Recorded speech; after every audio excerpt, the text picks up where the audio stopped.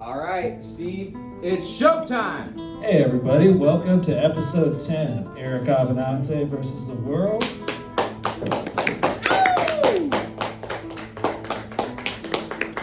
Eric is my best friend and my faithful sidekick. He's decided to cover his tracks recently. He's going to have you believe he's making a fashion choice right now.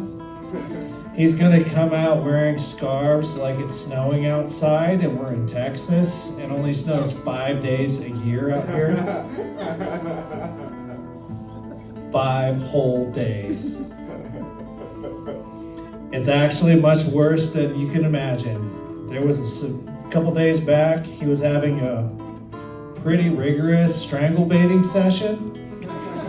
And you know, when those go awry, they really go awry. So his neck's all bruised up, he nearly lost his life.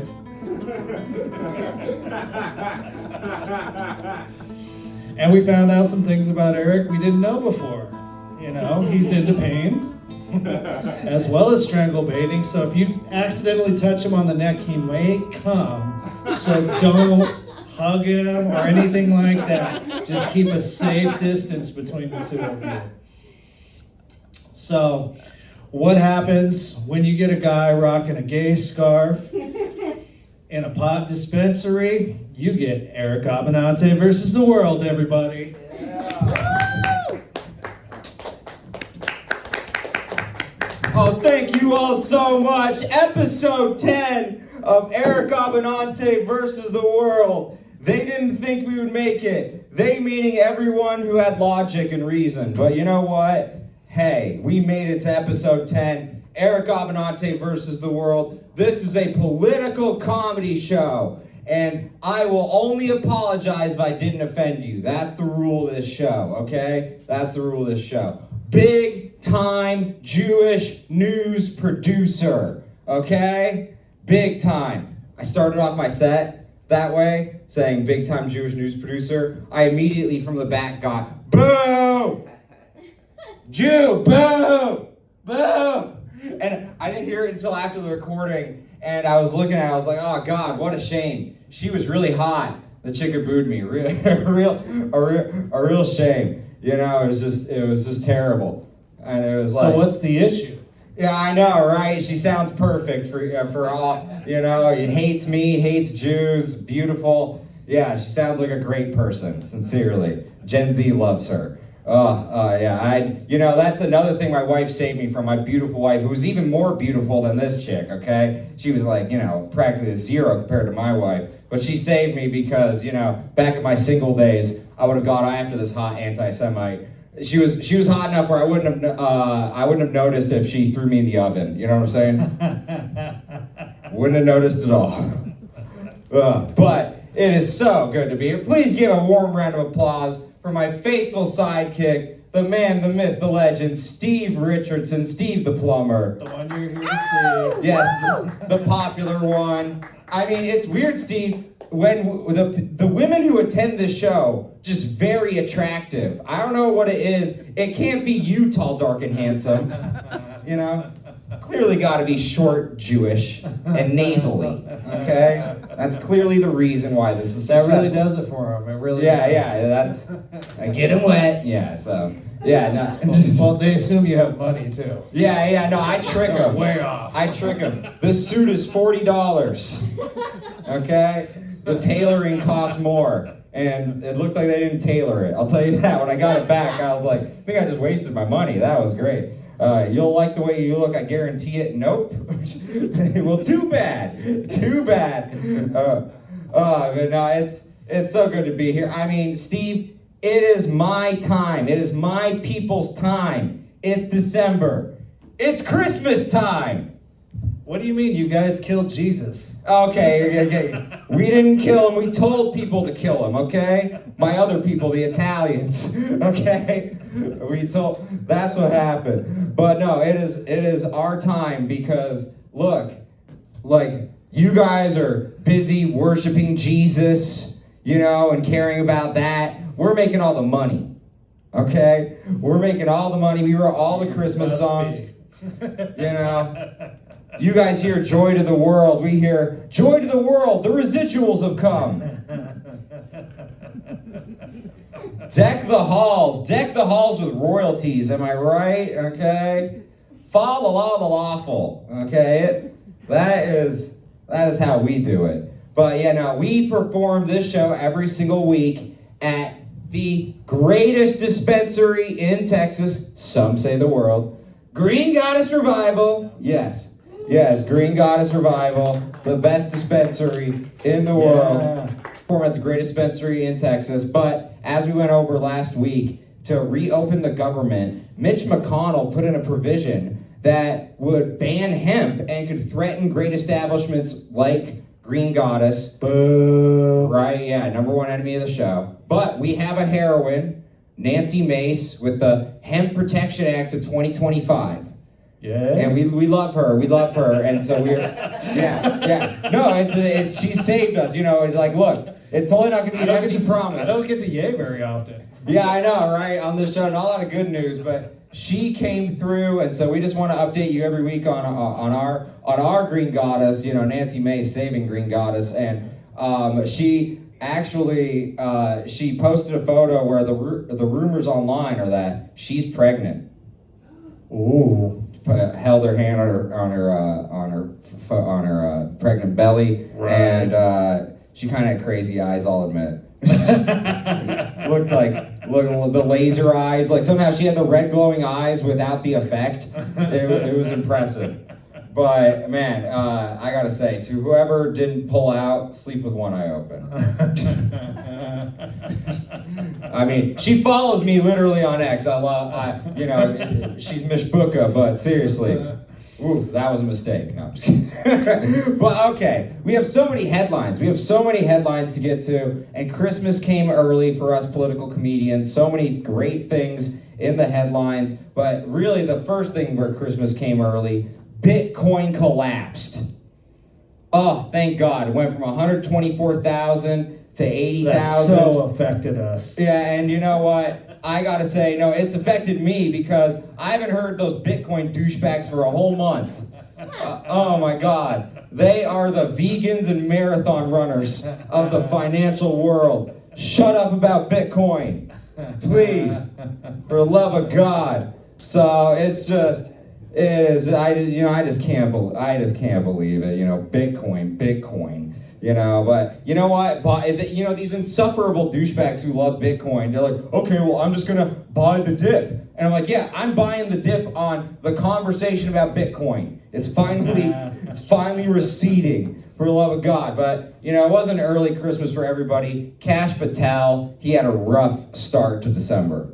He really did, because a insider report, a memo got leaked from inside the FBI, and it was a review of his job, and apparently he's way in over his head. He is just not doing well, Kash Patel, running the FBI. And honestly, we couldn't tell, really. He was holding it in so well. I mean, he has an amazing poker face. His poker face is like, I just shit my pants. I'm holding a pair of twos in my trousers. That is his poker face. Like the guy working the corner store at the graveyard shift, and you come in with the hoodie on. Yeah, exactly. I mean, Kash Patel. You here to buy something? Thank God. Yeah, I know. Kash Patel. He just has an amazing poker face. And then what else came out of this leaked memo was that Kash Patel, the day of Charlie Kirk's assassination, they rushed to Utah, right, to investigate, but he wouldn't disembark off the plane because they couldn't find his FBI jacket. He wouldn't leave the plane to start the manhunt for the killer of Charlie Kirk because he couldn't find his jacket. They're like, he literally tasked FBI members. They were like, shouldn't we be looking for Charlie Kirk's killer? No. Find the killer. Find my jacket. Please. It's so embarrassing. God, he's like, God, I would rather die than go outside with my jacket, okay? I need my jacket. He's like looking around. God, it's such planning for the photo op. Yeah, I know. He's just like looking around. God, it is such a pain in the neck when you can't find your jacket. Oh. You know, it's a real shame they didn't look for Charlie Kirk. Was he a Southerner? I don't know, but he was a redneck. It turned out he was a redneck. It really turned out that way. But yeah, too soon? Yeah, always too soon. But look, and yeah, it's been not been a great Christmas for everybody. Those who had SNAP withheld from them, they're not doing great. They are actually they are standing out in the cold, you know, waiting for food at these food banks. They are standing out in the cold, and it is just a real shame. And you know, Trump, you know, when Trump heard about this, you know, because these are mostly his voters, really, in red states. When he heard about this, he's like, you know, what'll warm their hearts and fill them with joy is if they heard about my ballroom. That's slated to be completed in 2029. Hope that makes you feel better, you hungry losers. Hope that makes you feel so much better. And it's kind of, it is rough right now. Look, you know, it's not a good Christmas for the Ukrainians either. Not a good Christmas for the Ukrainians, because not only did the peace talks stall, but then this happened today. Russia launched missiles at Ukraine, violating the ceasefire, killing Ukrainians. And Trump was devastated because this impacts his campaign for winning the Nobel Peace Prize. Okay? Really devastating for him. I thought it was going to hurt his prospects for the next wife. Yeah, I know, exactly. Exactly. No, potential mail-order brides gone. No, real tragic. So tragic. But, you know, it's a real shame because Trump, he's not really winning with Putin. He's learning the Russian art of the deal.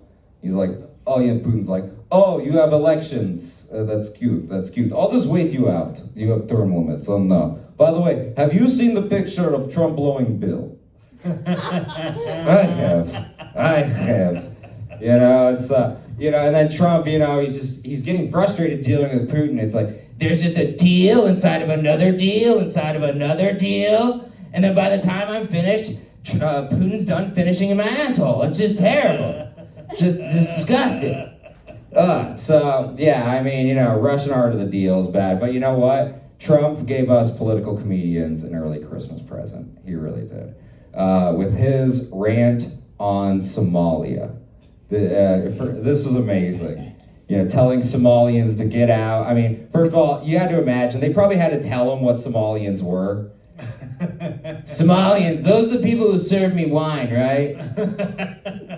Oh, no. Oh, you're talking about people from the shithole countries. Okay. Sometimes those cross over. Sometimes those actually cross over. But yeah, I mean, it was just incredible. He said they're barely a country and all they do is kill each other. All they do is kill each other. They have nothing else in the country. And it's really insensitive. They have sand. Yeah. Okay? They also have that, okay? Terrible. Disgusting.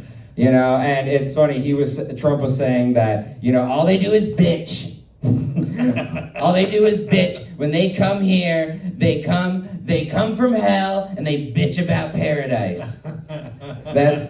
That's what he was saying. And it's like, it's amazing because you could hear the wheels turning in his head. He's like, you know what though? We could turn Somalia into paradise. Just let me take it over. We'll call it Sand Dakota.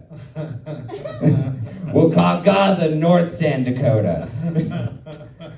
I mean, it's just amazing. He actually said that Somalians were garbage people over and over. They're garbage. They come from garbage. And it was a really unpopular statement, except with one American. And his name was Tony Hinchcliffe. He's like, woof, I'm finally off the hook for that Puerto Rico comment. Woo! And it's like, now Tony Hinchcliffe is like, dude, I was just acting presidential when I said that Puerto Rico was a floating island of garbage. You better watch out, though, because, the Republicans might nominate him in 2028. And then if he challenged the establishment, the FBI will hire a Thomas Crooks or a lone gunman to actually kill Tony. It'll be a real shame. It'll be a real shame if that happens. But look, it's just amazing. Like, he not only said that Somalians are garbage people, he called out the most famous Somalian. I mean, I only know one. But he called out the most famous Somalian, Ilhan Omar, the Minnesota congresswoman, and said that she was a garbage person. And I think that's terrible, because one man's trash is another man's treasure. And that man was her brother. Okay? You know, they have a happy marriage, and it's terrible that he said that. Really is. But I mean, Trump was at the World Cup. Trump was at the World Cup. Okay, a draw. We hosted FIFA at the Kennedy Center for free, and in return, FIFA gave Trump the coveted FIFA Peace Prize. You've never heard of it? Well, that's because it was hastily created a month ago. For Trump, clearly, to suck up to him, and it worked, obviously. It worked. He literally said, "This is one of the greatest honors of my life. One of the greatest honors. Unlike when my wife gave birth to Eric and Don Jr. Unlike that, it was really terrible. That's why I pushed her down a flight of stairs and killed her, allegedly."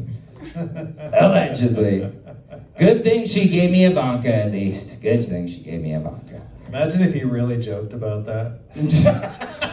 I think he kind of has. Honestly. What's the term limit on that? Yeah. Statute of limitation. I'm the president now. Yeah, I killed her. Don't go downstairs. That was the mistake. Should have taken the elevator. Sorry, Ivana. Yeah, it's just terrible. But look, we're doing great in the World Cup draw. We got Australia. Okay, United States got Australia, and Australia, be careful when you're shooting those goals. Okay, you beat us, Trump will nuke Australia. Okay. He'll actually send it down under. He really will. Now, I know I'm on the right. I'm big on the right, and every time people are like, "Hey, why don't you talk about the Democrats?" Because they're losers. They control nothing. Like, what is there to update you on? Breaking news, still losers. You know, they're breaking news. The Harlem Globetrotters beat the Washington Generals again. There really isn't shit with the Democrats. But superstar mayor Mamdani of New York City, he hasn't got in yet, but he's already telling what he's going to do. He says that no sweeps of homeless encampments, none. No sweeps of homeless encampments. And I just think that's amazing. I think it's amazing that he is saying that New York City is going to have no sweeps of homeless encampments. They're just going to let them ride it out, because he's going to turn New York City from the city that never sleeps to the city that sleeps outside all the time. I mean, it's just embarrassing. But really, potentially, the biggest news story of the week is war with Venezuela. War with Venezuela. And we kind of covered it last week. Literally, as we were covering it last week, Maduro was fleeing his own country, the leader. You know, always a good sign. Yeah, always a good sign. Just taking a vacation permit, you know, and take the suitcases of money. Yeah, exactly, and the gold bars and a couple of concubines, and then we're out of there. I mean, look, it was bad. Trump literally declared the day of our show that the airspace above Venezuela was closed.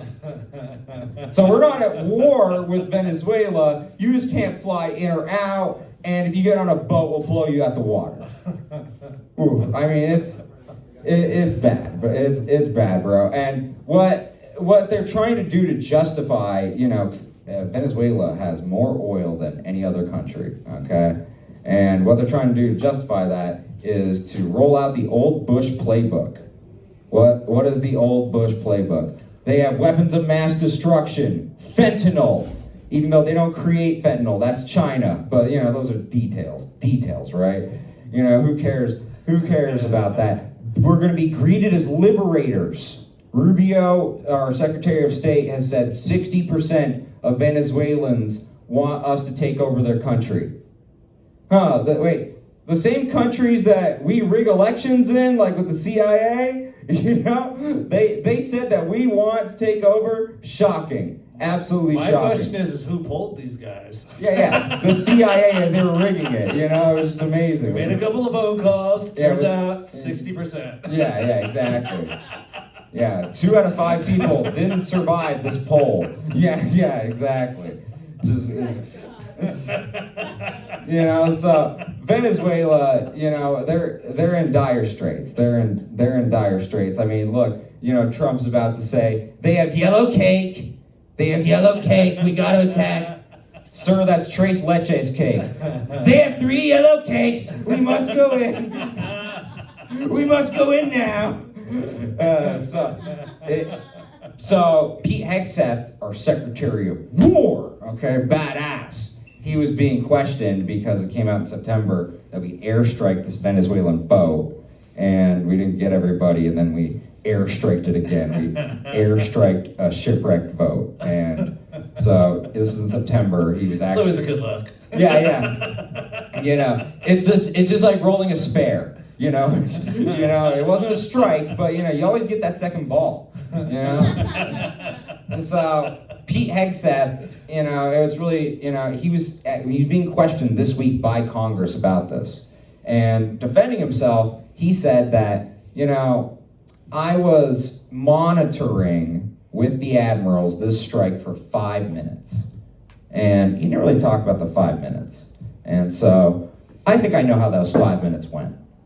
So, playing the part of the Admiral Bradley, who actually whistle blew on this situation and was worried about the ethics of airstriking shipwrecked people, will be my sidekick, Steve the Plumber. And then playing the part of Secretary of War, Pete Hegseth, will be yours truly, Eric Abbenante. All right,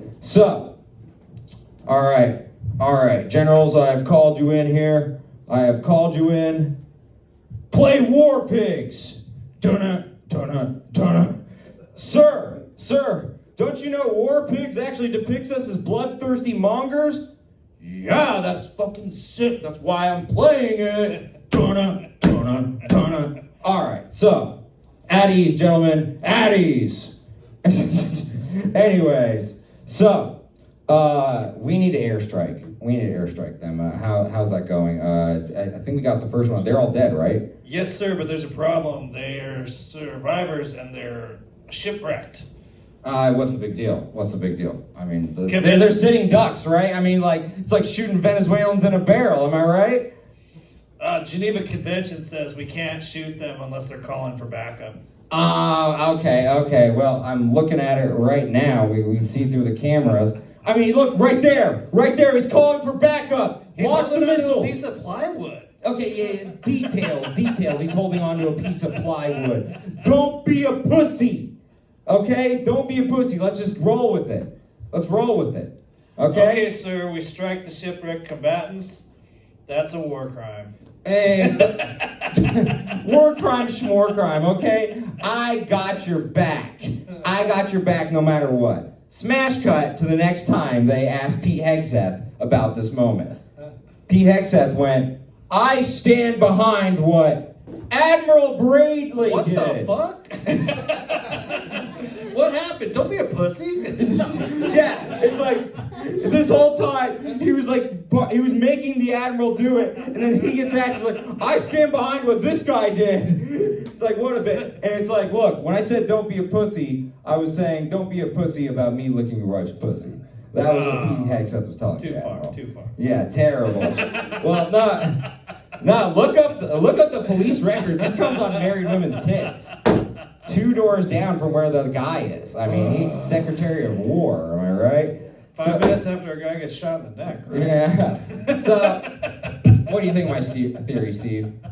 What do you think of my theory? It could be a bit paranoid, but... Or it's Eric Abbenante versus the world! Oh, thank you all so much. We have an amazing show. Really one of the best lineups we've ever had. We have Kam G. The host of this place, Green Goddess on Tuesdays, the Mensch. We have someone as close to him as we can find Kam G. He is the man. We have Deontay Hobson from Sharks, my favorite guy on Sharks panel. I mean, he's just amazing. And then we have Max Alvira. Do I know Max yet? No, but he was driving Deontay. Okay? That is his credit. I couldn't get Deontay last week. Okay? And so Max already is like one of the best comedians we have. He brought another comedian, okay? I don't care what the fuck he says. He can say kite 20 times on stage. And I'd be like, God bless you, sir. I love you. Okay? Just drive people here that can tell jokes, for the love of God. He could have a swastika on his forehead, and I'm like, this man supports Jewish people. Okay? He's a good person.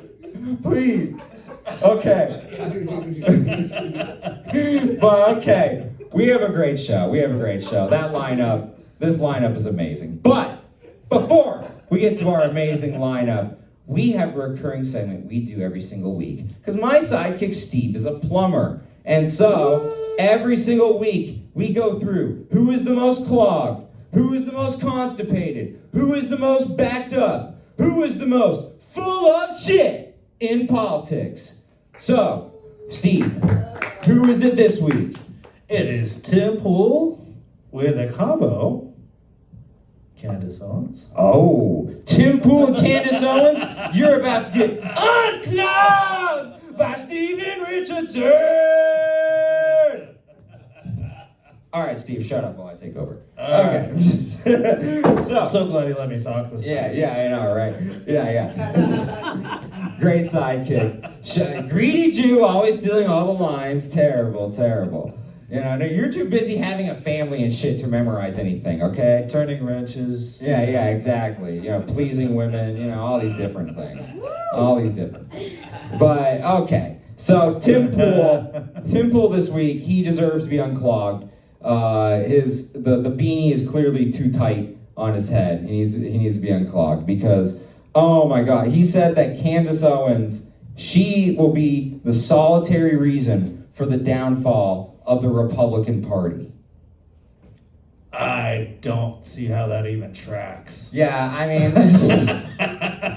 it can't be anybody paying attention to what she's doing at all. You know, yeah, it can't be Trump and, you know, Epstein. You know, it can't be that. Why that's the downfall of the political party. You know, it's got to be Candace. It's got to be Candace. And, you know, I don't like Tim Pool. I'll be honest. I'm biased, even though he is like a cuck for my people. Okay, he had an interview with Benjamin Netanyahu, and you only wow. Yeah, I know. You only get those. And it was a behind closed doors, you know, thing, you know, and you only get those if you really donate to Israel, if you know what I'm talking about. Okay, you really get those. I mean, you know, Tim Pool is so Jewish. He has a yarmulke on his head under his beanie.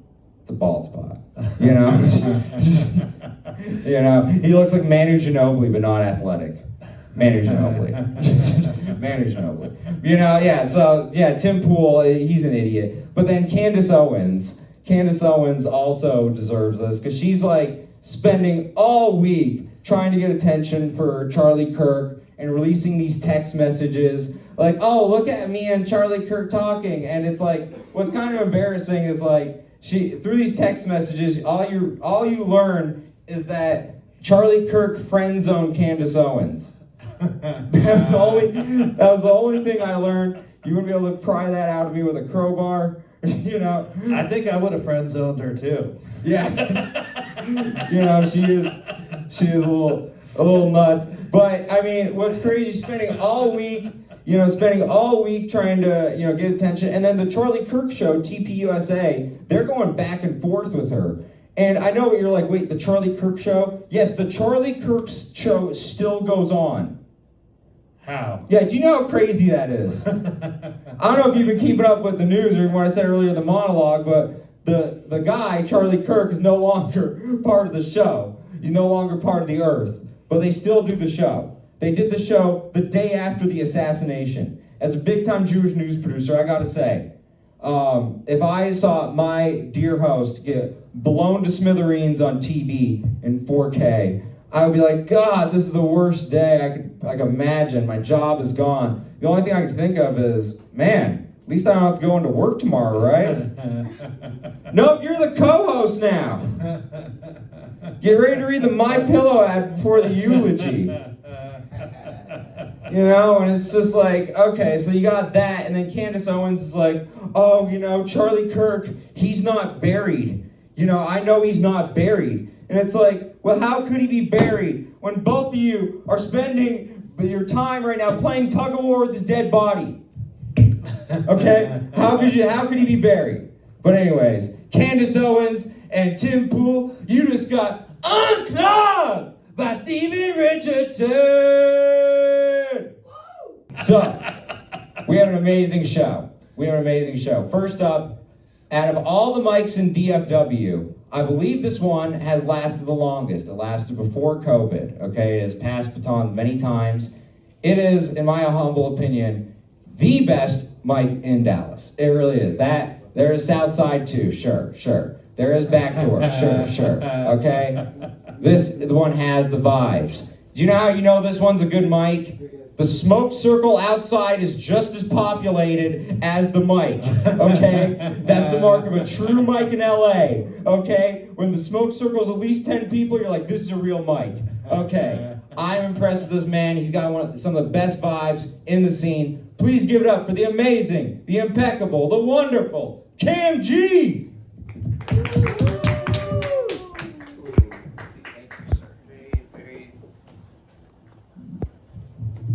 Very nice intro. No one's ever, I don't even think my mom's spoken that highly of me before. Join the club. Love you, Mom. I'm kidding. It's an honor to be here. This is actually my only source of news, this show. My girlfriend says that's problematic. I tell her, don't talk out of place again. That's right. I'm only here because I need approval on an SBA loan, and Eric's the only Jew that I know within a 50-mile radius. I got you. We'll talk about it the next meeting. Dad needs a new hot tub to write off. This is cool though. I enjoy the diversity of the comics that are going to be here tonight. You know, I'm white, clearly. Deontay's black. And I don't know what type of Mexican Max is, but... Not even Mexican. Yeah, I also said what type of Mexican.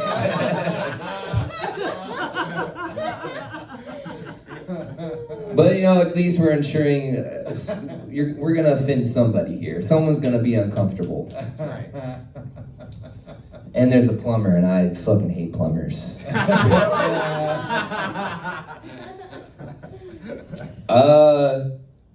hate other white people. It's okay. Hell yeah, brother.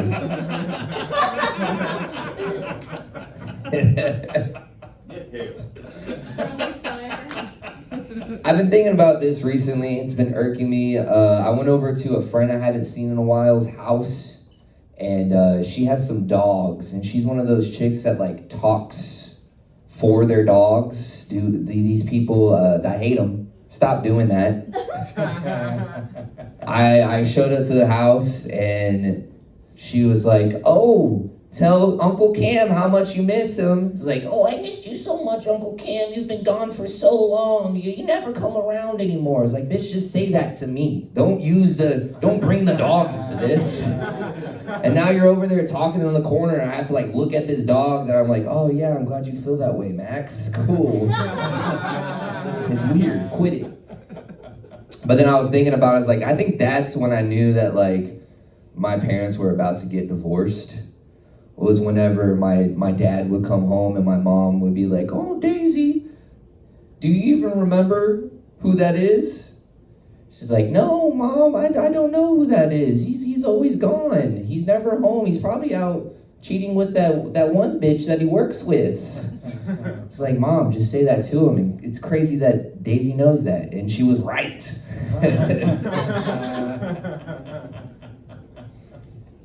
That one's fun. I like that one. Also, quit letting your dogs lick your mouth. That's weird. That's just a PSA. It's fucking gross. That's Other people will judge you. Yeah, and it's YP, it's YPS, but I don't co-sign that one.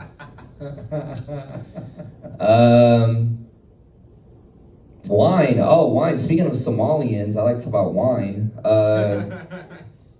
I went to a wine bar this week, and I don't fuck with wine. I don't like wine, but we did a wine tasting because my girlfriend wanted to go, and the sommelier was like, this red, if you pay attention, it gives notes of forest floor. I don't know how many of y'all have licked dirt before, but why is that a thing? Like I never drank a glass of wine and be like, oh yeah, 2018 was a good year for mulch. That's delicious. It's stupid. I don't like it. Another note that I got was wet stone. And that just begs the question, like, what is that different from a dry stone? Like, what's the flavor profile on that? Was the size of the stone affect the flavor of the stone? Or are we talking granite? Are we talking sandstone? What are we doing here? What's going on? You can't just, what I'm saying is you can't just say words and then expect me to just be like, yes. This cab does taste like a wet dove underneath a magnolia tree on a summer's night. It's delicious. My mom's a big wine lady, though. Shout out to all the wine ladies with drug problems out there. They always come together. No, she's a big wine person. When we're out, we'll go to like a nice restaurant, and then the wine list will be like mostly blends, and then she'll be like, ugh, I hate blends. It's like, I just watched you down a box wine last night. What are we talking about here, lady? What's going on? You can't be critiquing sommeliers. I don't even know the real word anymore. I hate them. They're the worst people, garbage people. But you can't be critiquing sommeliers and then slapping bags at Franzia like they owe you money. Like, it's not, you gotta pick and choose a side. Forgot the other thing I was gonna talk about here.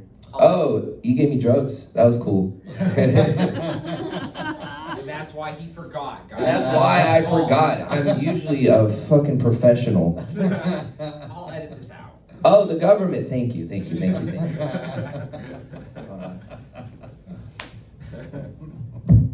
Alright, I figured in true theme of the show, I'll do like a government joke. I'm not a big government guy, but I do think that our government is shit. I think it's all old rich white people's fault. And I think we can all agree that old rich white people are just terrible. I think if you ask any minority group, they fucking hate them. If you ask any middle or lower class person, hate them. If you ask any woman, they probably made them feel uncomfortable at a bar, so they probably hate them. They suck. They're the root of everything that's wrong in this country. And I think we should just kill them, you know. And that begs the, like, I've heard this thing, this whole like eat the rich thing. I've never understood that. I don't know where that comes from, but I had like I don't get it. But I like to think that like when you eat the rich, you like absorb their richness, their superpowers. And like if that's the case, then I'll go to South Lake right now and turn that shit to an all-you-can-eat buffet. Like that's a cool. I'm on board if that's what it is. But now we've seen what the cream of the crop has offered. I think it's time to scrape the bottom of the barrel. Let's let the homeless run the fucking country. You on board with that one? They got ideas. They're spouting them off at your local street corner right now. Maybe we start listening. Maybe they know how to bridge the wage gap or fix public infrastructure. I don't know. We don't listen to them. I'm pretty sure that's how Mormonism started. They got a whole ass state. Imagine what they could do with a country. Be beautiful. How much time am I doing? Choose your own adventure. It's about 10. You know. Cool. Thank you. My name's been Kam G. Have a beautiful night. Oh, give it up one more time for Kam G. That was incredible. Thank you, sir. Oh man, I love that. I love that. You know, the eating the rich, you are what you eat. Okay, and I eat rich people. I like that idea. It's good. Good. Donner, party of 6. Oh, I guess Donner, party of 5. Dang, they're going by quick. Oh no. So next up, this man brought the other man. So I got okay. So he's up next. Okay. And it's not a Mexican. I'm looking forward to meeting him. I've heard great things about his punctuality. Okay. But sincerely, I can tell this is gonna be a good time. Please give it up for the amazing Max Alvira.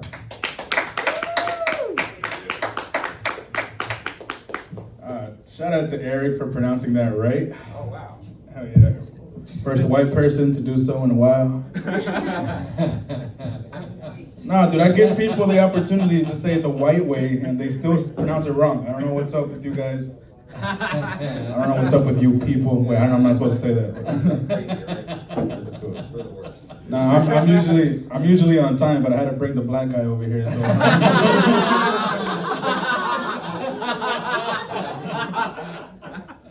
No, we're buddies. I can say that. Eventually, he'll let me say the word, but I don't know. Like 10 more rides? Yeah, a few more rides. I have a punch system. I have a card, 10 hole punches gets me the N-word. Every 10 rides, I can only say it once. How's it going, folks? Feeling good? We're doing all right? Yeah. I am Gen Z, which makes me gay by default. But nah, I'm not gay. I did think I was bisexual at one point, though. I mean, really, there's only one way to find out.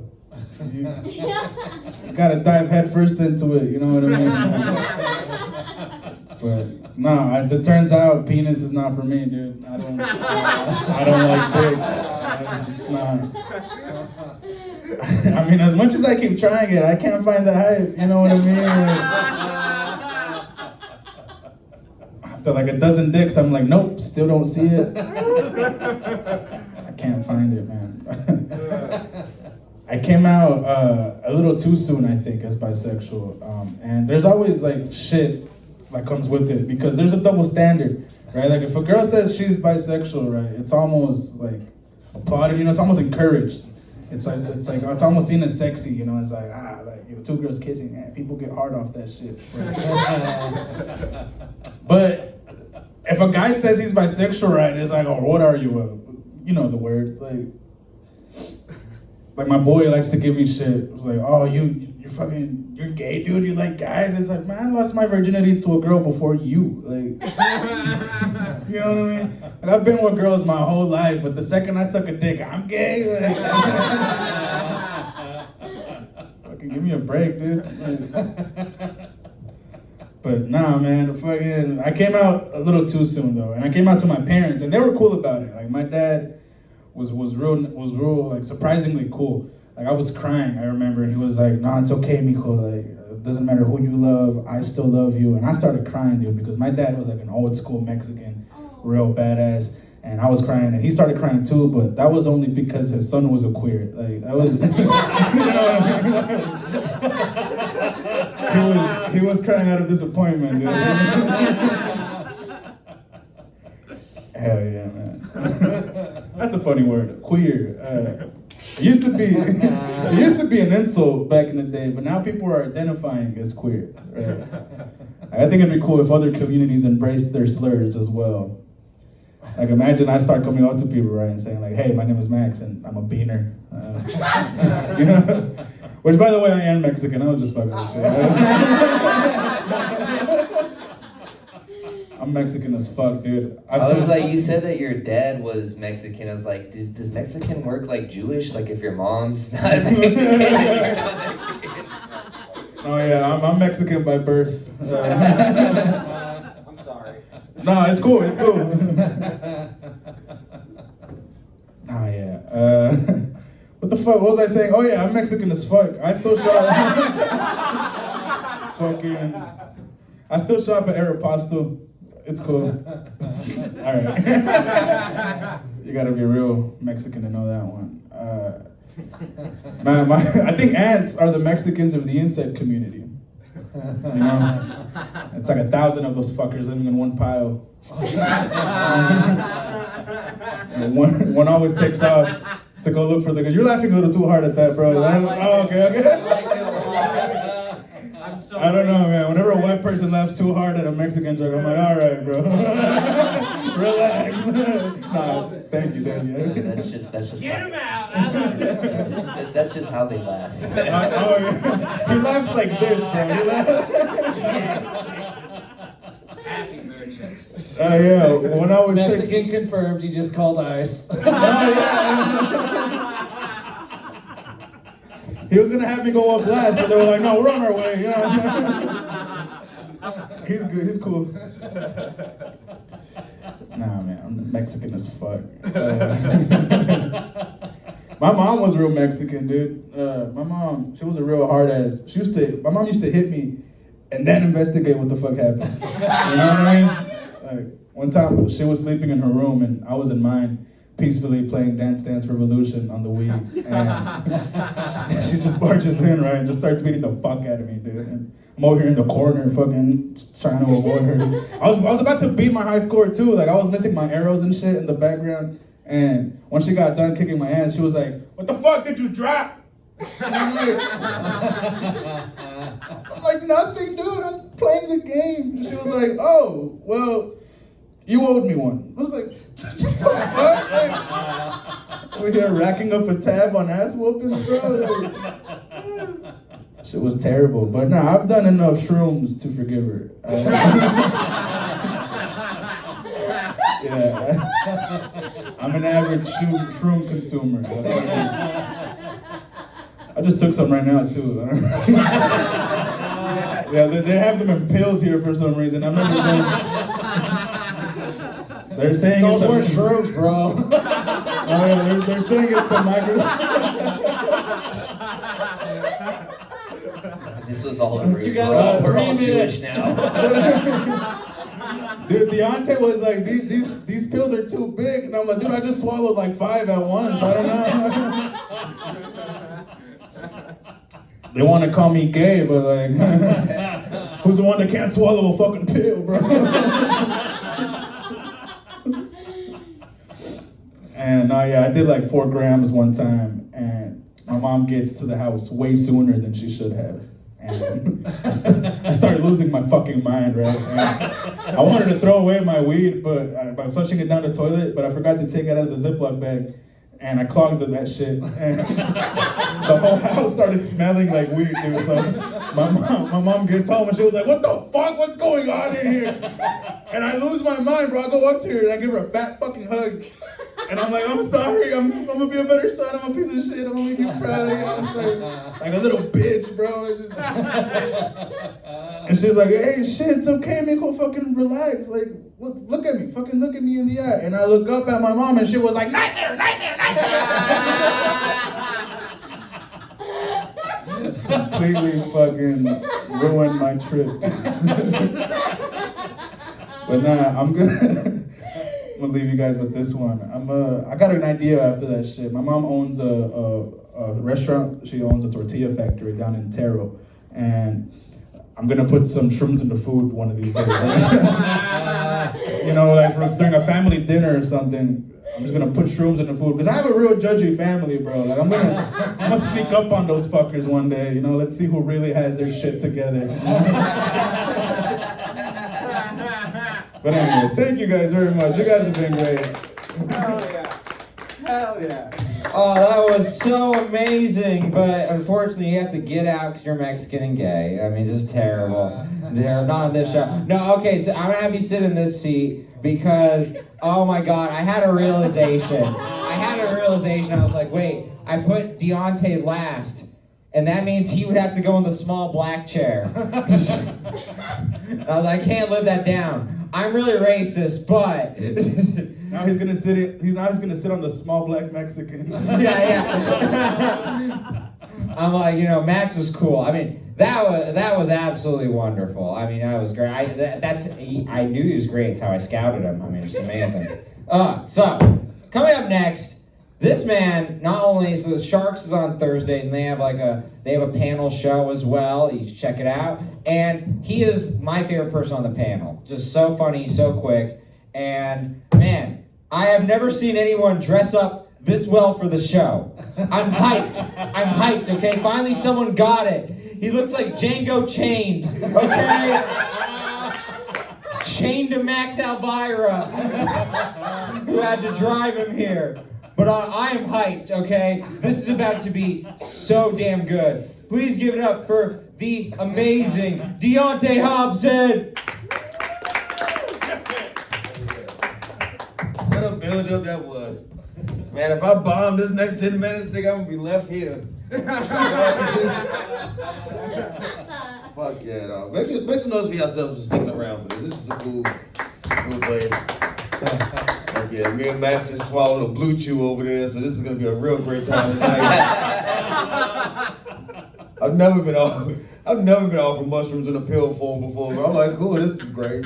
It's like fentanyl on the rocks right here. This is great. Fuck it all. It's cool. Like, I like Eric. Eric's Jewish, and he's one of the good Jews that I like. I can tell you the Jews that I don't like. I can give you a list. No. No, I hate the black Israelites, personally. Cause like when I walk down the sidewalk, I'm just not as safe as you guys are, cause they're just fucking cosplaying. You guys are just faking it. It's like D&D, it's like Dungeons and Dragons, but they're doing do-rags and dragons. This niggas makes no sense. It's fucking stupid. And they yell at me too. I was walking past the other day, and I was on the phone with somebody having a good time, and they was like, and look at this brother right here, smiling in a white man's world. I was like, nigga, I'm just walking. What the fuck? I don't understand it, bro. People always get on me, bro. I grew up in Kentucky. I went to basically an all-white high school, basically. I was the only black kid there for a while. And people used to make fun of me, man. They said oh man, you bad at being black. You African embarrassing. I was like, damn, nigga. Shit hurt, dog. I went to an all-white school and I was the worst person at basketball in my whole school. I was getting crossed up by Timmy and Jimmy and shit. I looked bad for my people. I remember my aunt, she invited me to come play on her basketball team. She coached a special needs team. And I gleefully accepted this. I was like, oh yeah, this is my moment. This is my time. I thought I was gonna put up Wilt Chamberlain numbers. I got to the game, bro. I got into the game. The first 30 seconds, I realized I made a mistake.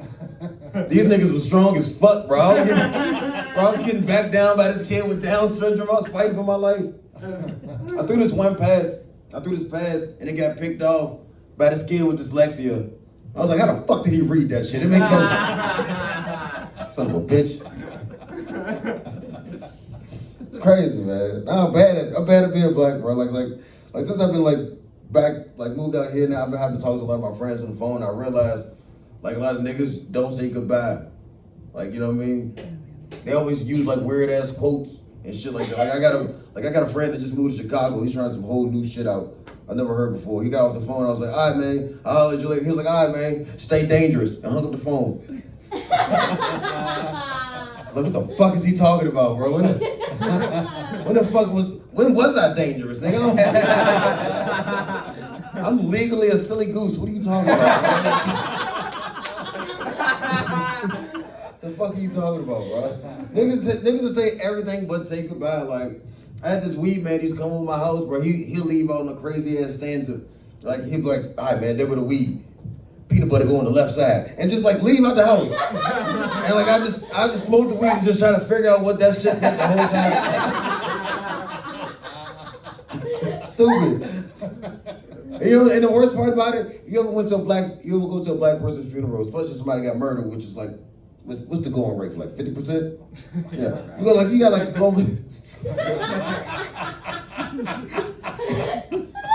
when you go to a black person's funeral, everybody be at the funeral like, damn man, you know, I never even got to say goodbye to this nigga. You had every phone call. And you saying stupid shit like, bye dog. Marshmallows over easy. Stupid son of a bitch. I'm bad I say I am bad at being black, dog. I was at a Super Bowl party a couple years ago. I don't know if you guys noticed when they started doing the Black National Anthem. And I tell you the truth, I've never heard the song before in my life.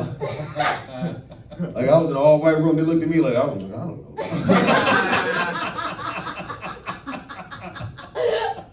I thought R. Kelly remixed to Ignition. I thought that was the...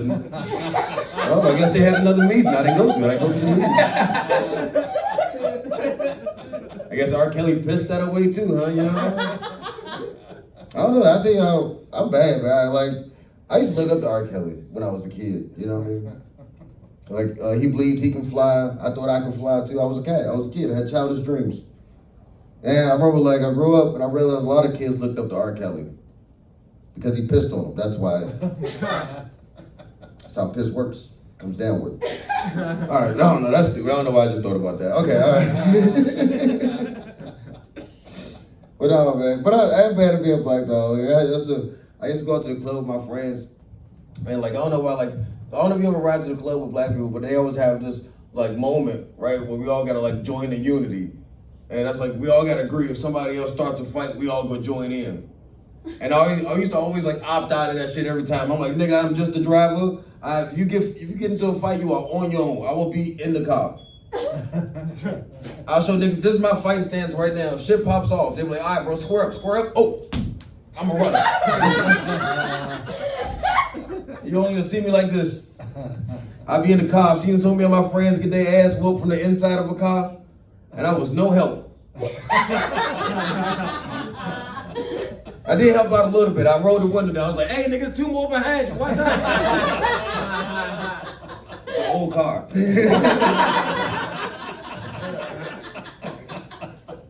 It's awkward, man. But I tell you, it was weird, man. I don't know if you ever gave your friend a ride home after they got their ass whooped. But it's very awkward, especially when you didn't help at all. It's really awkward because it fucks up your whole playlist. Like, we was listening to some gangster shit on the way here, and now I just don't find it as fitting. There's just 2 niggas riding home listening to Taylor Swift, Shake It Off. You gotta get over this ass whooping, my dog. Shake that shit off. It's great time, man. Great time. I love, I don't know, let's change things up a little bit. Because this is a serious thing I've been wanting to talk about for a while. Kanye West is coming out with a new album. I don't know if you guys been keeping up with Kanye West news. I'm sure your people. We keeping up. I'm sure you guys keep up. You guys see like the new video with him like kissing hands with that rabbi and shit like that? No. Yeah. He's turned full circle, and I was like, I miss the old Kanye. Which one? I'm talking about, bro, you see the interview when he had the KKK robe? I watched that whole interview, bro. Greatest shit I've ever seen. Because here's the first thing, look, I know this made me look, well, go back and watch the interview, right? At the beginning of the interview, it starts off with him wearing a Sean John t-shirt. So he's already in fucking muddy water already. Halfway throughout the interview, he goes to the bathroom, puts on the KKK robe, and comes out like birth of a Negro or some shit. It was the craziest shit I've ever seen. It like Clayton Bigsby with diamond chains and shit. I think it made no sense. It was the craziest shit. But like, I thought that, like, you know, one thing about it is Kanye's always been ahead of the time with, like, fashion and shit like that. Like, Kanye West made joggers. So I was, like, looking online. I was like, man, what's the going rate? You know what I mean? Just in case it does come in style. You know what I mean? If all the kids start wearing the KKK robe, I don't want to be the last nigga with one. You know what I'm saying? That shit look good with some Jordan 12s and KKK robe, nigga. Even if I never wore it in public, I'll at least sleep in that shit. That shit looks fucking breezy as fuck. I can wear the hood as a do-rag, nigga. Fucking perfect. That shit looks cool as fuck. Nigga, sometimes I sleep hot with hatred. It'll be perfect to wear that shit, nigga. But I found one company that makes them. It's called Aryan Outfitters. which is very much like Urban Outfitters, but they hate urban people. It was strange, you know what I mean? But I found it, you know what I mean? But it was cool. It was like, it's comfortable, it's 100% cotton. You can use it for all day wear. I was like, who the fuck needs to be racist all day? You know what I'm saying? Like, you know what I'm saying? Who's wearing a KKK robe and just doing side quests and shit during the day? You know what I'm saying? Who's in the KKK robe just at Kroger's? Oh, there's that Raisin Bran I was looking for, you know? Just pulling shit off the top shelf. I guess I'll finish with this, I guess. Because I'm on time. Where am I with time? You're great. Man. Okay. It's the internet. All right. Fuck, it's the internet, so it lives forever. Nothing matters. All right. Oh, no, I said good people. Like, you know, well, I know Donald Trump's doing a lot of things. He's talking about getting rid of MLK Day. You know, and I'm not totally against it. You know what I'm saying?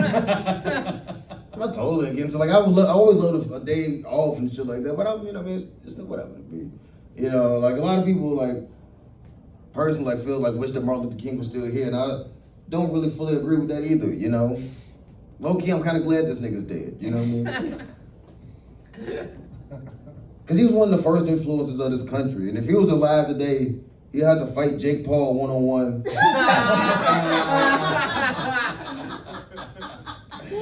And I personally hate to see that. I think that'll be African embarrassing within itself. All right, that's my time. I'm DeAndre Hopkins.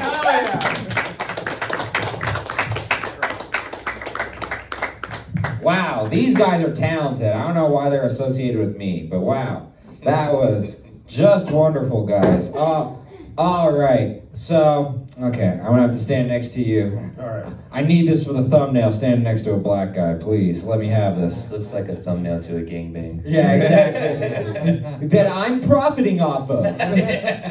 Oh, thank you. Okay, so you guys are all wonderful. I wanted to start, since you're all actually very talented comedians, I actually didn't want to ask you about this. So, the Riyadh Comedy Festival, this is coming back up because on the conservative side, Tucker Carlson and all these other people are in Qatar and they're being paid to go out. And so this conversation is kind of coming back up again, like being paid by the Saudis or Qatar or anything, and the conflicts of that. So I was just curious, what did you guys think of the initial controversy of the Riyadh Comedy Festival? Comedians like Dave Chappelle, Bill Burr, etc., going out and kind of getting criticized for it.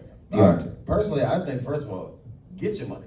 Yeah. You know what I mean? Like, because, like, you know, especially for comics, you know what I mean? Like, we it's a lot of years when you don't get paid. Especially like tonight, you know what I mean? Mushroom pills, what are you talking about? You can't do drugs in Saudi Arabia. Yeah. No, I think mine's Okay, good. cool. Yeah. Thank God. Okay. But like, yeah, bro. If there's a way for us to get paid, I'm all for it. Now, whatever politics is to the side, that's the country. But I don't know if they even sell here, but I'm here to do comedy. Yeah. No, I get you on that, and yeah, I'm not against comedians, but a couple of them did have hypocritical statements of, like, you know, going after people for, you know, on certain ways, but then they're woke, and then they're going to this place that, you know, women don't have any rights, you know, gay people, et cetera, et cetera. So there is an interesting debate on both sides, but what do you think? I'd be a hypocrite for sure, because right now I'd say, like, why would you do that? Why would you do that? You're destroying the art of comedy, but if I ever get offered that, I'm doing it in a fucking heartbeat. I'm doing it in a heartbeat. Yeah. Like, oh, Dave Chappelle, how could you? I thought you were a comics comic. I'm taking that check if I ever get offered it. Hell yeah. Max? How much were they getting paid? I mean, some were getting paid millions, bro. Right, exactly. I mean, no one's ever sucked a dick until they get offered $1 million. Very You good. mean no one's ever sucked a dick better until they've been offered $1 million? Yeah, happy at the very least, you know? Your dad would have been crying tears of joy. We're millionaires. For sure, bro. For sure. Okay, so Steve, did you think it was hypocritical or an issue? You know, comedians aren't political until they need to be political, and you know the art is all in telling a joke and making an audience laugh. And if there's an audience, there's a call to be a comedian there.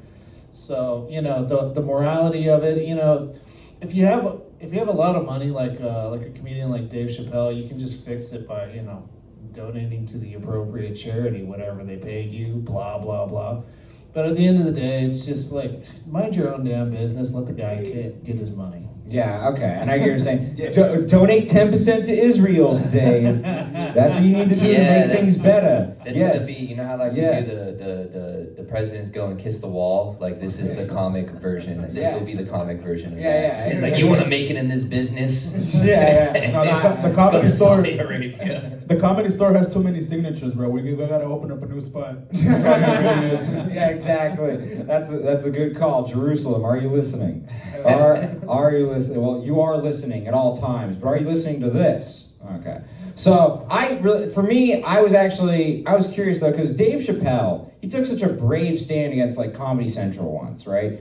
Supposedly turned down $50 million because he didn't want to be one of those black guys who wore the dress. That's like a metaphor for being controlled by, powerful rich white people, or literally putting on a dress. Yeah. Right? And so, it was to me ironic that he stood his ground on that, but then turned around and put on the burqa. You get what I'm saying, right? He probably just thought nobody was looking. Wait, did he actually wear a burqa? No, but you get what I'm saying, like metaphorically. I swear to God. No, I mean, look, I did Photoshop that for the thumbnail, so I get why you're confused. But yeah, it's just I find it a little hypocritical. But yeah, you're right. With the state of comedy, where we're like, we're desperate to, we'll do it for drink tickets and stuff, and I can't really criticize. Yeah, when he says like, if there's an audience with a calling for it, then you got to be there. Yeah, absolutely. So Riyadh, if you're calling, I will sell out my people. Okay, we only pay $7,000. When I found out you guys are paying that much, I was like, oh wow. Okay, so next topic. It is official. They have tracked this. You have the same ability to get a job in this country if you have a college degree or you don't. So it is now caught up finally. Fuck. Yeah. I know, it sucks. As a graduate of the University of Utah, go Utes. Yeah. No, it's really terrible. I don't have a student loans because it's getting Jewish. But but so, what do you guys think of this? Or do you have a college degree, for instance? No, I don't have a college degree. So you're stoked.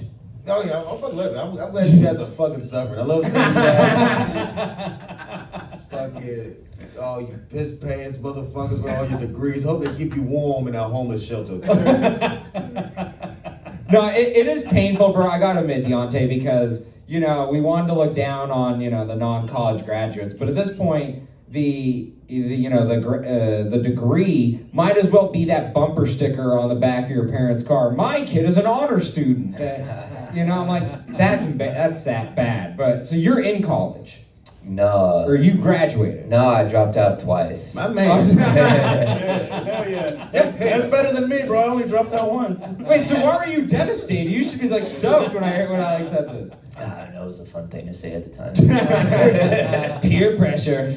That's how I suck Bill's dick. Sorry, but so you what do you think of this? Oh, I don't. You don't care. So cool, good for them, I guess. Did you have any issues going out and finding jobs, or are you just not lazy? Nah, because I'm a military veteran and I served this country. Oh wow. You're welcome. Okay. I did it for you. America. The hero. That's why I blew him before the show. Sorry. To my wife, I'm sorry. I'm patriotic. Okay? I didn't even tell you that before the show. Yeah, I was guessing. He looks like a patriot. Okay, Max, do you have a college degree? The whole time you were sucking his dick, please be a veteran. Please be a veteran. He's whiter than me. It's gonna work out. So I dropped out once out of college. I've been working construction like these past 6 years. I make great money. You're like Steve. One time, I'll be at work, right, and like my back will be hurting, and I'm completely tired, and I'll go up to my coworker and I'll say, man, I really should have stayed in college. I really should have, stayed in school. My guy is just like, with two bags of concrete on his arm. Is like, dude, I'm an engineer. Like, and then that's usually how it is. Like, yeah, to make you feel better, you have the ultimate job security because AI will never come for your job. Fuck no. The nerds, they can't program it into their little geek thing, and so you'll never have any issues with that. Unless we come across like a Chappie situation where they make pretty strong robots. But until then. Okay, so Steve, I know you don't have a college degree, correct, sir? No, I dropped out as well. Yeah, okay. But for your kids, how does this impact like how you give advice to them or what you're like thinking? Well, I have an excuse for not saving up for their college fund. And it's like, clearly it's not worth anything, so I'm not even going to bother. I'm going to get another car. Yeah, car's way better. You can put the degree on the back of the car, yeah. So, but so you don't have any plans for any of your kids to go to college? One of them actually is going to college right now, and the other one, God bless her, she went up to me and she's like, Dad, I don't want you to pay for college at all. And I just gave her the biggest hug ever, and I said, God bless you, you're the best child, my favorite. Wow. Well, DNA test came back, not a Jew. My people would never say that. Like the super stoked cash register, he's like... That's okay, kid. I wasn't gonna pay for it anyway. It sounds like the most fucked up form of like Stockholm syndrome. Dad, I'm gonna pay for my own Don't worry, college. since you're off to college, I've been saving roaches for you for 10 years. The Chronix is in the middle. We're gonna pay for it with Camel Cash, I've saved the McDonald's reward points for you for 10 years. Just Monopoly stickers. They're no good. Man, I gotta say, Deontay, you have an amazing voice. I can't wait until you do voiceover and you're like, playing a pot leaf or something. Yo, I'm Indica. I don't think Deontay sounds like that at all. Yeah, I was just laughing as a boy. I was like, I do amazing impressions on the show. Everyone knows that. No, my impressions are amazing because they inspire you because I'm so bad at them. I inspire you to do impressions. So none of you guys. What is your favorite impression? For me, it's Woody Allen. I love to do Woody Allen or Bernie Sanders. I hope you vote for me, Bernie Sanders. I can do Jews. Or I can also do the Indian guy. I don't think you can. I'm nailing it. I'm crushing it right now. I don't know why like your Indian person sounds like he's like on a Hawaiian vacation, like he's like surfing 10 at the same time. Groovy. Cowabunga, dude. Cowabunga is a city in my country. Actually, my family they were from India. Jews kept getting kicked out of every place. Not our fault. On what grounds? I was gonna say, Yeah, not our fault. Them being racist, assholes. It totally wasn't us clipping coins or anything. No, okay. So finally, we got those bridges. Okay, so I want to talk to you guys about this. So we're gonna kind of broach up more in the ending monologue, but Trump getting rid of Snap. And, it came back at some point, but still the damage is done. It was done during the holidays. And now there's these long lines outside of food banks. And they're reporting this across the country. And most of them are in red states, actually. And these lines, you give me over. No, you're good. No, you're good. Totally. He's like, I'm hearing about white people suffering. I need to go to the phone. I need to see this. Are you serious? They're all in line? What? No, so, but it is sad. It's like it's in the cold during Christmas time. So, what do you guys think? Do you have any sympathy? And then do you think this will change their behavior? I guess we'll start with Steve this time. Well, as a poor white kid back in the day, I spent quite a bit of my childhood in those food lines. Okay. And I actually saw a food line forming outside of a church building, and I realized what was going on, and there was literally like a line going around the block. And I was like, oh yeah, I remember what that was like. I'm like, oh, now you bitches gotta work for it again. Bummer. That's fine. A heartwarming Christmas tale. Thank you, Steve. I love that. It warmed my heart as the Grinch. Yes, yeah. If you don't check Grinch's early life section, don't do that. So, Max, what do you think of this? Are you excited or do you feel bad? I mean, I don't know, man. If I find like knockoff products there, then what's the point? You know what I mean? Like, if I go to a food bank and they have that like great value canned green beans or some shit, nah, I'm playing. No, I mean it's no, cool. dude, that peanut butter you can't even get out of the can. Yeah. If I can't spread on bread. if I can't make that hole in my peanut butter jar with ease, It's just peanut brittle in a jar. Fucking let them eat, bro. If my taxes are going to feeding kids and feeding families in need, then the system needs to change. I don't want that shit. I want my shit to go to Israel. I want my money to go to the military so we can keep invading. Eventually we can get to Venezuela. I want to get to Venezuela. I want those fuckers gone. Yeah, bring the Well, okay, let me challenge you though, bro. There's a lot of people in that line who are like, hey, we want to deport people like Max Alvira, who's could be vaguely Mexican enough for the Trump administration. And he's gay. Yeah, exactly. And gay. There you go. Perfect. Plenty of reason to deport his ass. But so you don't feel a little Schadenfreude for the people who are like in the line, or you're just a better person than them? No, you see, I crossed the legal way. I'm one of the good ones. I think. Yeah, Trump. My grandfather always said, "He who is poor in this country is because he wants to."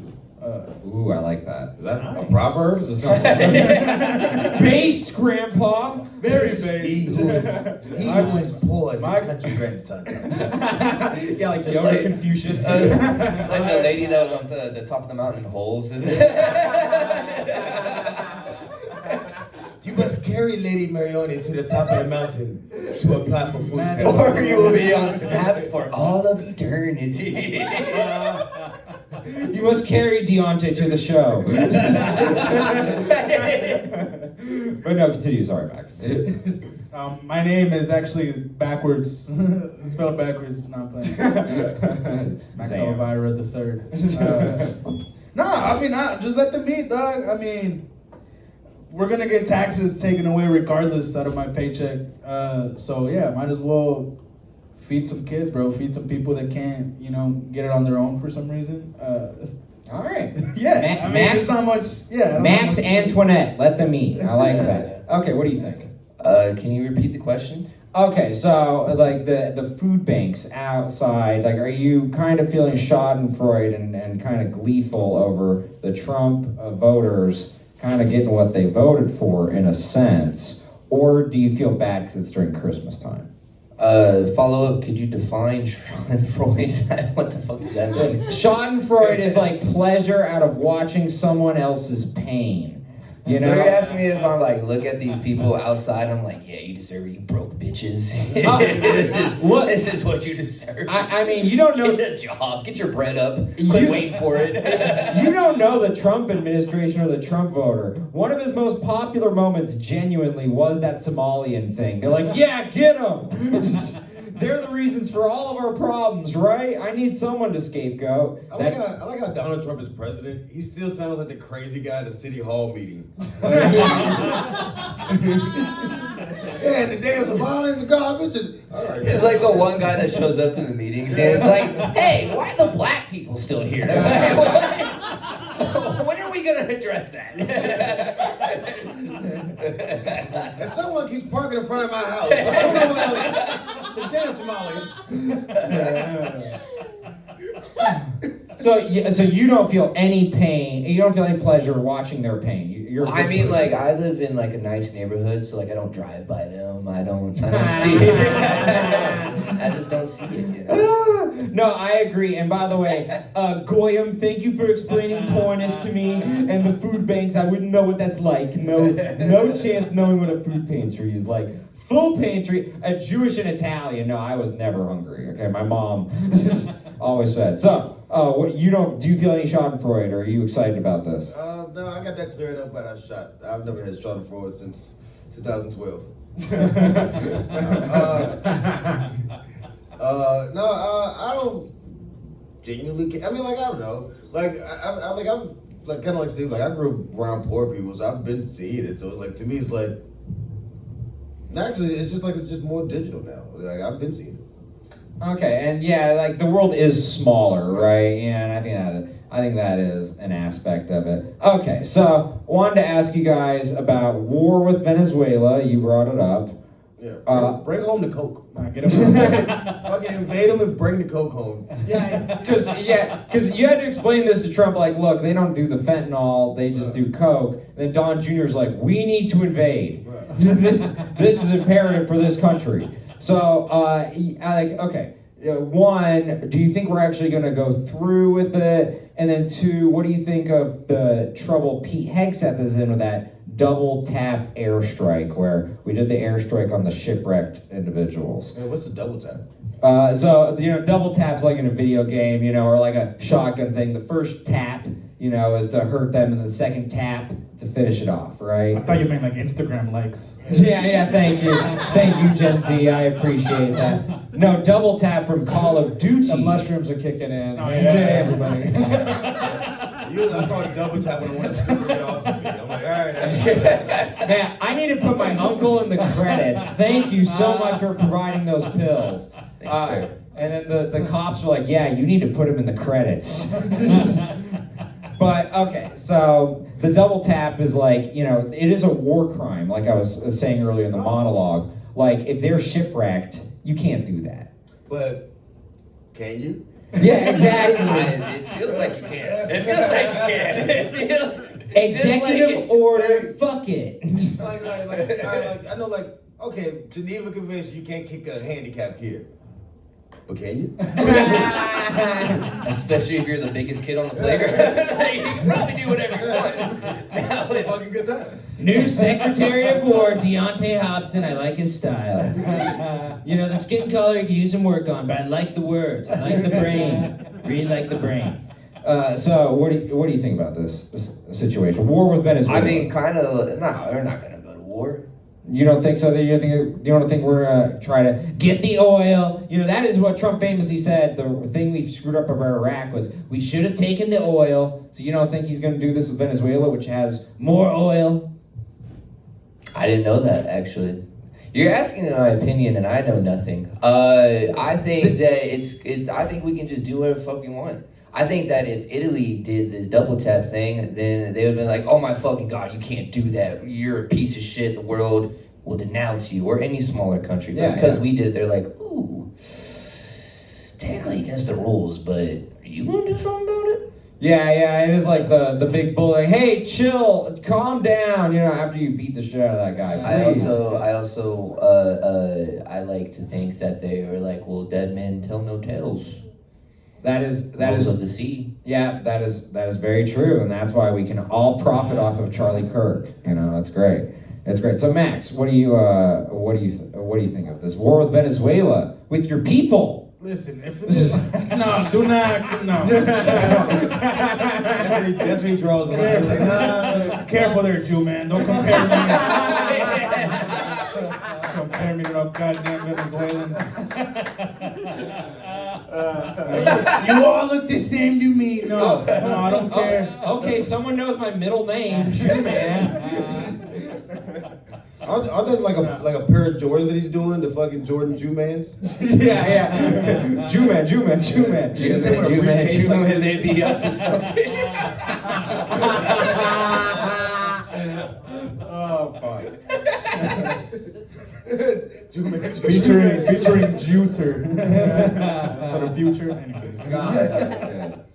Nah, I mean, listen, we can go to war to Venezuela for all I care. Let's do it, as long as we don't let them back in the country. Okay. I don't want to see another Venezuelan as long as I live. You know what? You might stay in this country, Max, the way you're talking. We like it. We Fuck like it. Venezuelans. I'll join the army just to go to war to Venezuela. I don't give a fuck, man. This sounds personal. What did he? No, I hate Venezuelans. It's one Venezuelan ruined it for all of them. What was His ex or something. He never texted me back. Point on the teddy bear. Where did he touch you? I gave that Venezuelan the best blowjob. He never called me back. Bam them all. I gave him head and he took my heart. It's way simpler than that. It was just one Venezuelan who didn't pass him the ball in the field. You know. No, the actual story is he got me fired from my job. Oh, fuck that guy. And now his whole country must pay. Now Let's invade. Yeah, now watch Papa Trump take your oil, bitch. I like how y'all have the same arguments. Yeah, they took our jobs. Like, yeah. No, dude, I hate that shit because as a Mexican, right, I have DACA, and I have to renew my license every 2 years because my DACA is renewed every 2 years. Whereas a regular driver's license is like, what, 10 years?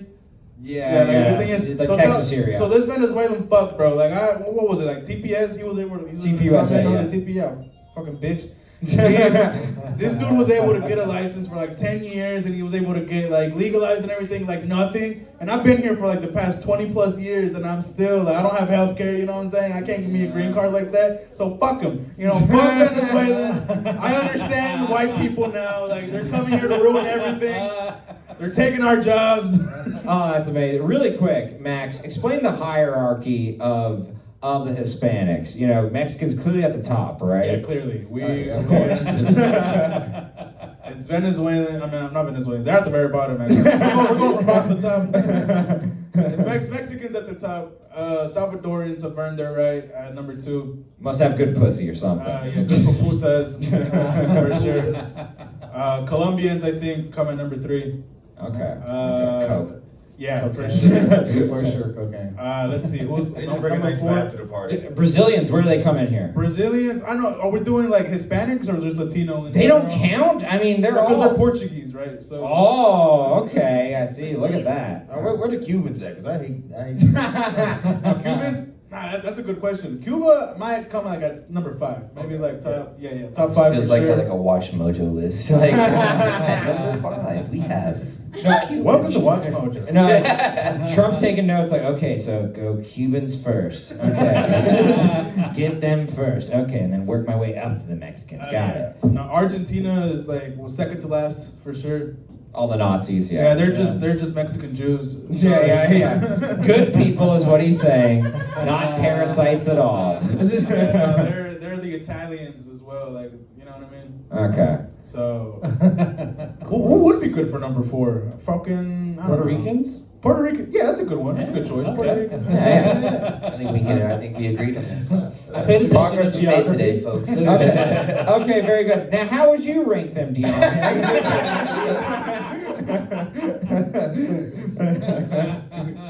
No, okay. So, Steve, do you have any opinion on this PHEXA thing or war with Venezuela? Yeah, the double tap looks bad. You know, they could have let those guys swim to shore or whatever. Yeah. So you were explaining this to me like There is a loophole. The loophole is. So if a former combatant that's immobilized reaches for a communication device to, per se, call for backup, they then become a combatant again. And then you're allowed to double tap the motherfuckers. Oh, wait. So I can get shot. And if I'm swimming for my life, You're good. I'm good. You're good. But if I call for help, Better not. You're gonna die. I mean, if they want to kill you, like, look, he's backing up swimming. They're gonna shoot him. I don't think the cell phone works after you're dunked in the water, but whatever. That Instagram better be What worth if, like, it's visible that I'm crying like a bitch?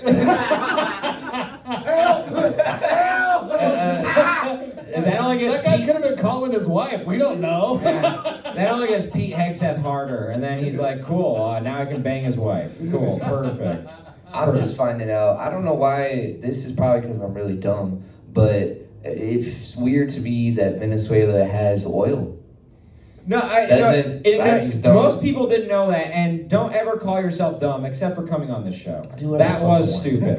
But no, you're a very smart individual otherwise. But no, most people don't know that. And then the caveat is that it's crude oil, so we get nicer oil from the Middle East. But this is like the oil we would use for like products and shipping and the military, right? So you and I won't benefit from the war for oil, like even if Trump is going to say, like it's not going to help gas prices at all. It'll help, the military-industrial complex, and that's. But it also help with like knickknacks and shit like that. That does like oil. Yeah, do I get more Legos from this war? Yeah, exactly. Petroleum, plastic bullshit. I bet you Pete Diddy's in full support of this. He's like, petroleum jelly, yes.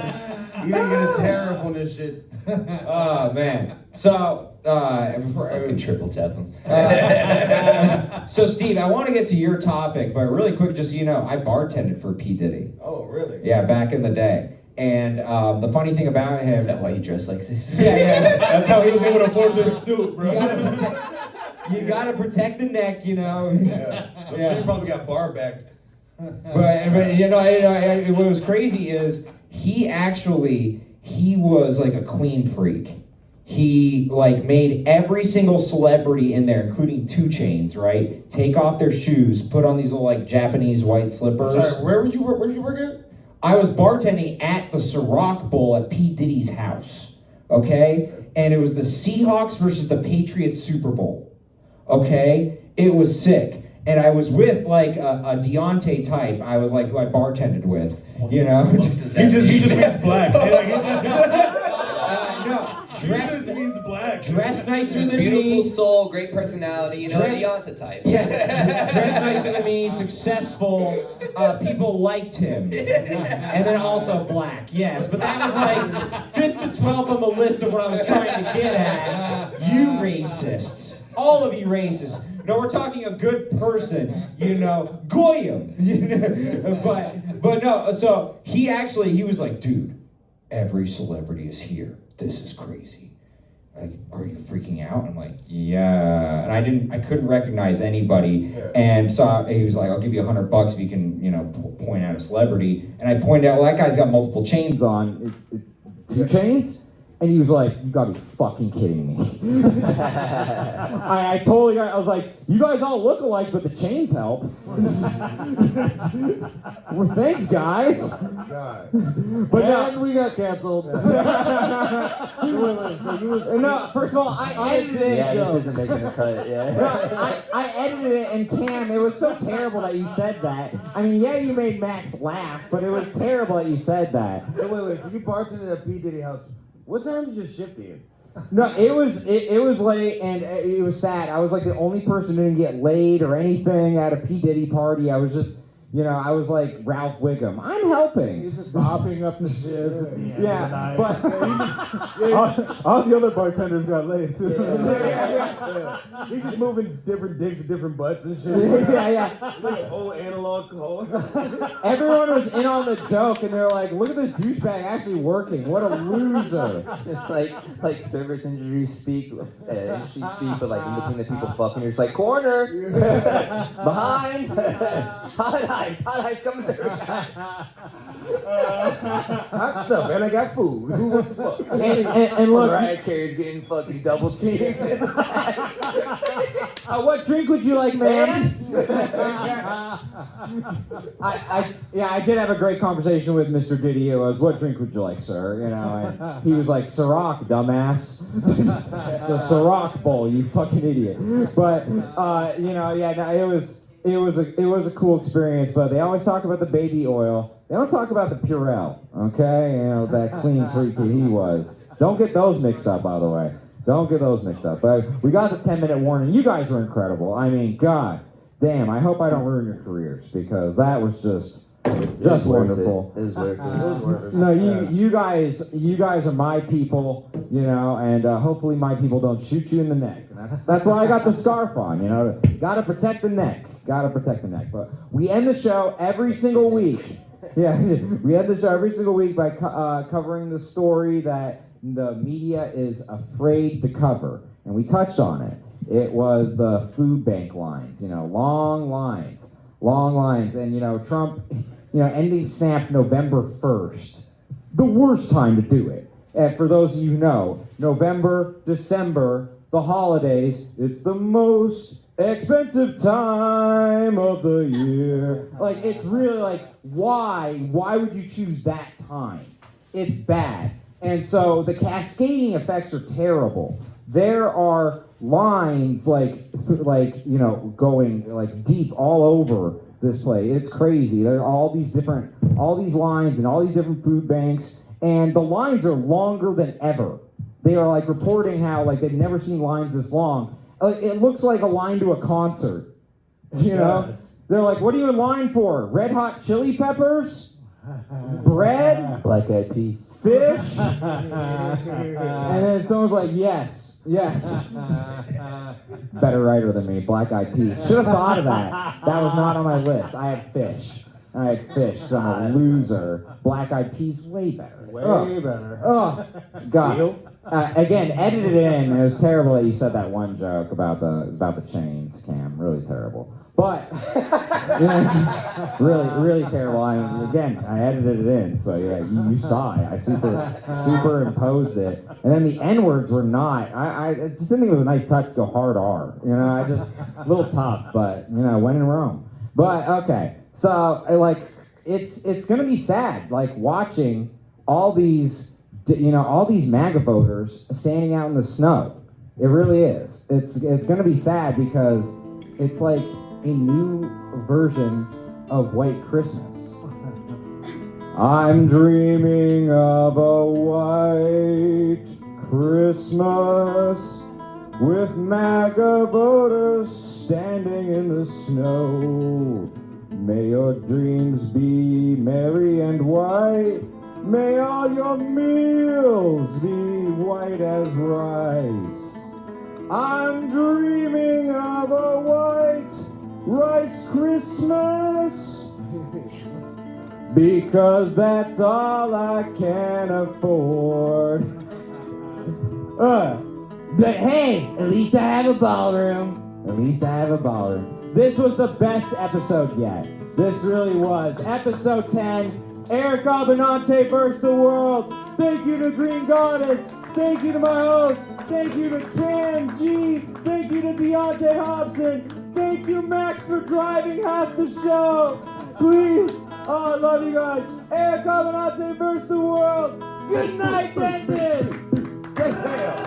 Yes.